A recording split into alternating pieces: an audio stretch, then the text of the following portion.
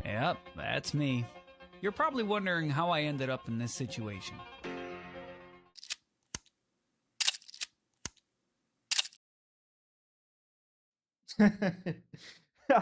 Беше доста забавно за всички. Хората на улицата, приятелката ми докато снимаше, всички се забавляха. Чак след като сканирах филма забелязах, че по време на снимането на фиатчето и мен са ме снимали. Прословутите фиатчета. Гонил съм ги в продължение на 3 дни. Това се случи в последния четвърти ден на нашия престой. Движението в Рим е в пъти по-голямо и забързано от това, което сме свикнали да виждаме в София. И поради причината, че това да снимаш на филм означава да махнеш капачката, да заредиш, да фокусираш ръчно и чак тогава да направиш кадъра. Точно поради тази причина тези фиатчета ми се измъкваха всеки ден под носа. Но дойде момента, в който този кадър беше направен на фона на Колизеума. И аз съм супер горд с това. Но главната причина за това, че правя това видео, не е този кадър, а това, което държа в ръцете си. Fuji Superia Extra 400 идва директно от Япония.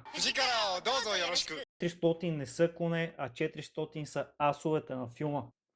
А сега ви взимам с мен с този филм да ви покажа как се справя в различни светлинни условия, допълнително инфо за това и изобщо всякакви специфики свързани с него. А ако останете с мен до края на видеото, ще ви кажа и откъде да се здобиете с последните бройки на този филм, произведени в Япония. Истинския Fuji филм, защото в момента този филм се произвежда в Щатите и има своите минуси. Една бърза вметка за това как се пътува с филми.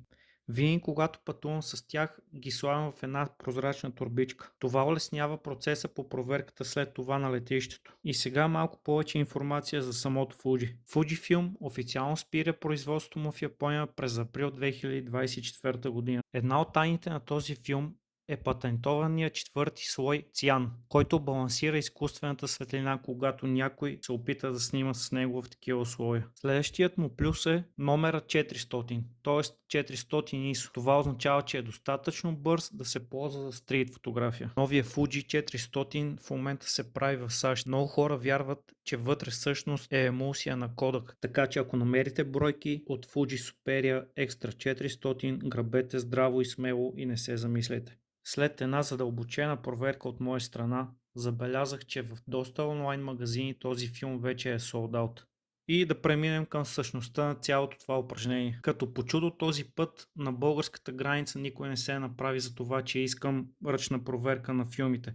Всичко мина гладко и както трябва. Понеже спечелих шестица от тотото, т.е. мястото до прозореца, нямаше и как да пропусна възможността да заредя веднага филмче в камерата. Като всеки един истински турист, това означаваше, че ще се залепя за прозореца и ще чакам да излезат някакви яки облаци. Време е да ви оставя да се потопите в италианската атмосфера.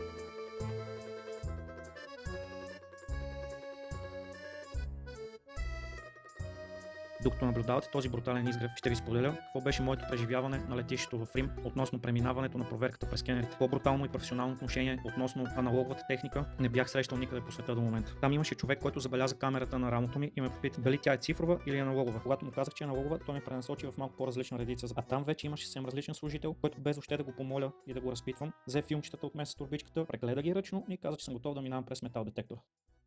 Благодаря на sneam.net, че предоставиха този филм да направят това ревю за него. И поради тази причина, всеки, който влезе в sneam.net, направи поръчка и въведе код BGANALOG, получава минус 10% отстъпка за този филм. Благодаря на всички, които останаха до края на видеото и го изгледаха с интерес. И за да можете занапред да виждате какво прави като контент, свързан с аналогова фотография, натиснете камбанката и се абонирайте за канала. Благодаря на всички.